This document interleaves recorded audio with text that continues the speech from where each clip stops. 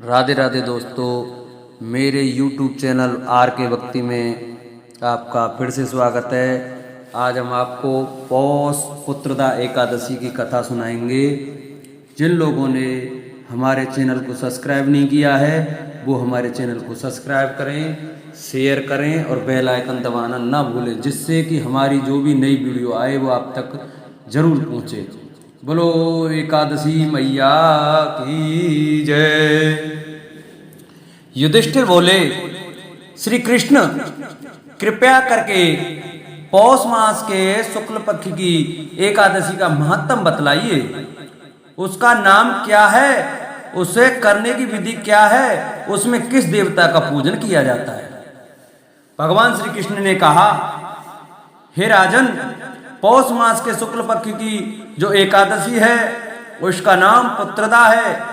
पुत्रदा एकादशी को नाम मंत्रों का उच्चारण करके फलों के द्वारा श्री हरि को का पूजन करें। नारियल के फल, सुपारी, बिजौरा नींबू, जमीरा नींबू, अनार, सुंदर आंवला, लौंग, बेर तथा विशेषतः आम के फलों से देव देवेश्वर श्री हरि की पूजा करनी चाहिए। इसी प्रकार धूप दीप से भगवान की अर्चना करें।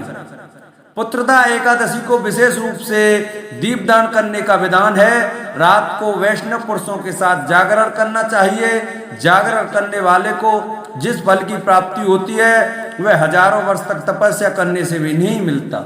यह सब पापों को हरने वाली उत्तम तिथि है। चराचर जग सहित समस्त त्रिलोकी में इससे बढ़कर दूसरी कोई तिथि नहीं है। समस्त कामनाओं तथा सिद्धियों के दाता भगवान नारायण इस तिथि के अधिदेवता हैं। पूर्व काल की बात है, भद्रावतीपुरी में राजा सुकेतुमान राज करते थे। उनकी रानी का नाम चंपा था। राजा को बहुत समय तक कोई वंशधर पुत्र नहीं प्राप्त हुआ, इसलिए दोनों पति पत्नी सदा चिंता और शोक में डूबे रहते थे। राजा के पितर उनके दिए हुए जल को शोकोच्छ्वास से गर्म करके पीते थे।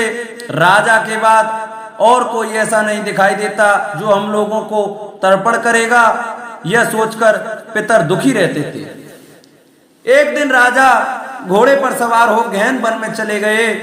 पुरोहित आदि किसी को भी इस बात का पता न था। मृग और पक्षियों से सेवित उस सघन कानन में राजा भ्रमण करने लगे।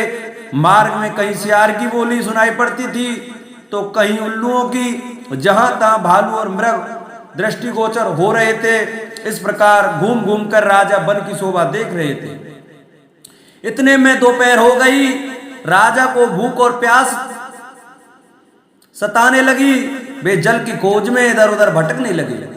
किसी पुण्य के प्रभाव से उन्हें एक उत्तम सरोवर दिखाई दिया, जिसके समीप मुनियों के बहुत से आश्रम थे। शोभाशाली नरेश ने उन आश्रम की ओर देखा। उस समय शुभ की सूचना देने वाले शकुन होने लगे। राजा का दाहिना नेत्र और दाहिना हाथ फड़कने लगा, जो उत्तम फल की सूचना दे रहा था। सरोवर के तट पर बहुत से मुनि वेद पाठ कर रहे थे। उन्हें देखकर राजा को बड़ा हर्ष हुआ।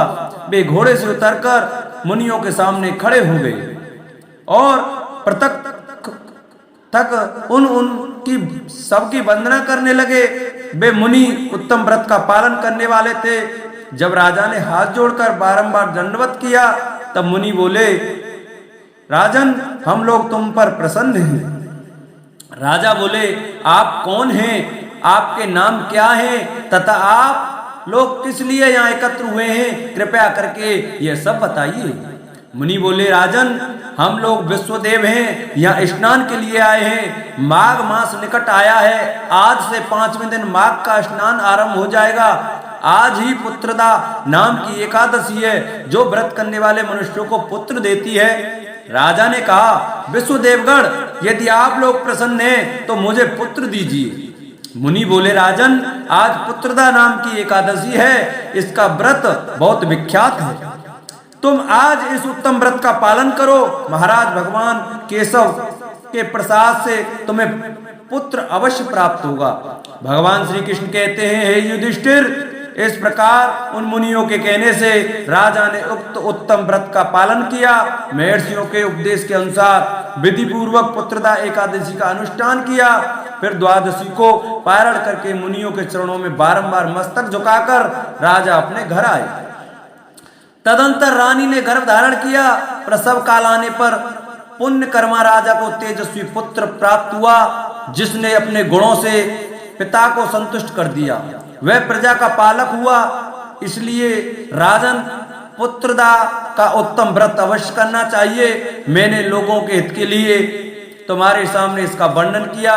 जो मनुष्य एकाग्रचित होकर पुत्रदा एकादशी का व्रत करते हैं, वे इस लोक में पुत्र पाकर मृत्यु के पश्चात स्वर्गगामी होते हैं। इस महात्म को पढ़ने और सुनने से अग्निष्टोम यज्ञ का फल मिलता है। बोलो कृष्ण भगवान की जय। बोल लक्ष्मी नारायण भगवान की जय। बोलो पुत्रदा एकादशी मैया की जय। राधे राधे दोस्तों, हमारी वीडियो और हमारी कथा आपको कैसी लगी, इसको कमेंट करके जरूर बताएं। और हम आपके लिए क्या क्या चीज़ सुनाएं वो भी हमको बताएं। जिन लोगों ने हमारी वीडियो को सब्सक्राइब नहीं किया वो सब्सक्राइब करें, बेल आइकन दबाएं और शेयर करें।